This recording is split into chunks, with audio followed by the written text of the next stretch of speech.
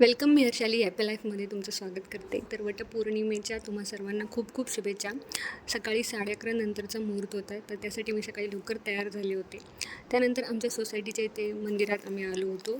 तिथे छोटंसं वडाचं झाड आहे, त्याचीच आम्ही पूजा करणार होतो.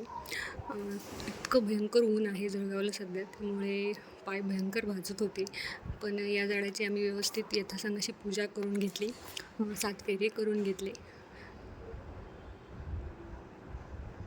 पूजेचा शुभमुहूर्त हा दुपारी 2 वाजेपर्यंतच होता, त्यामुळे आम्ही गडबड केली, कारण परत मला ध्रुवला स्कूलमधून आणायला पण जायचं होतं.